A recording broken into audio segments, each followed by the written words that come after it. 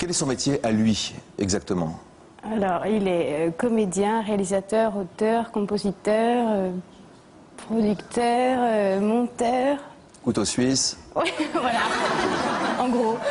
C'est un type incroyable qui est... C'est Alexandre Astier. Les années précédentes, est-ce qu'il... Il a toujours travaillé, il s'est toujours intéressé à ce qu'il faisait de façon très minutieuse. Il faisait du théâtre avant parce qu'on était à Lyon et qu'on ne rentre pas à la télé comme ça. Donc il a fait des expériences et ses expérimentations au théâtre. Mais il a toujours travaillé, surtout il adore ce qu'il fait, donc il est pointu, il étudie beaucoup précisément les choses, donc il est arrivé effectivement en connaissant des choses, il n'est pas arrivé comme ça par hasard.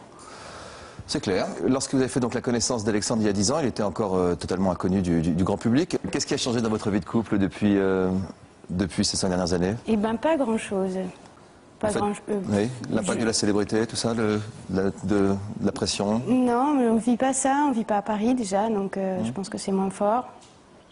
Alexandre n'a pas changé, il s'est apaisé avec la célébrité. Apaisé?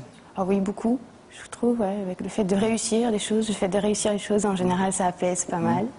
Vous avez une vie de famille que vous qualifieriez de... On a une vie de famille de particulière aussi, puisqu'on ne vit pas ensemble. Donc, Vous ne vivez pas ensemble? Non. On a 2 appartements séparés. D'accord. À distance l'un de l'autre? Ouais, 10 minutes à pied, ouais, l'un de l'autre. Ah oui, donc ça entretient une sorte de relation amoureuse. Ouais. Quand il est chez moi, il est invité chez moi. Quand je suis chez lui, je suis invitée chez lui. Ça change les rapports, je pense. C'est-à-dire que quand c'est chez vous, c'est vous qui faites la cuisine, par exemple, et quand c'est chez lui?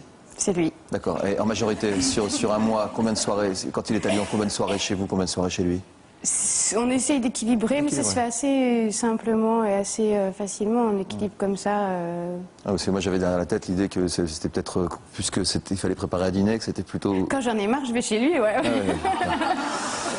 Au-delà de la célébrité, je crois que ce qui est difficile, c'est de se construire auprès de quelqu'un qu'on admire beaucoup, et effectivement qui a des airs de mentor, et c'est ça qui est compliqué, parce qu'on est dans l'admiration et on est dans le fait d'être avec et sans arrêt dans le fait d'être pas avec pour sortir de cette histoire-là, parce que pour exister à côté de quelqu'un qu'on admire, c'est ça qui est compliqué, je trouve. C'est comme ça que vous avez trouvé vous aussi finalement cette juste distance dans ces histoires d'appartements. Moi je l'ai fait parce que j'ai dû être géographiquement séparée de lui pour pouvoir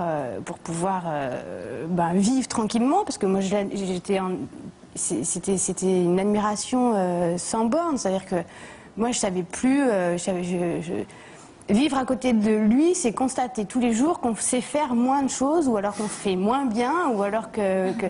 Donc à un moment, on dit, bon, c'est pas de ta faute à toi, mais par contre, moi, je peux plus, quoi. Il faut que j'aille faire ma vie un petit peu plus loin. On s'entend très bien, mais faisons notre vie.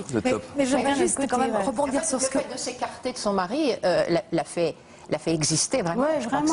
Oui, mais en même temps, souvent dans la vie, tout est une question de perspective. C'est comme ça dans tous les couples, quels que soient les métiers des uns et des autres. Pour différentes raisons, l'un paraît parfois briller plus que l'autre. Alors toujours attention à l'autre. Goethe parlait déjà de ce savant mélange en disant, en écrivant surtout, la clarté c'est une juste répartition d'ombre et de lumière, comme la vie en général.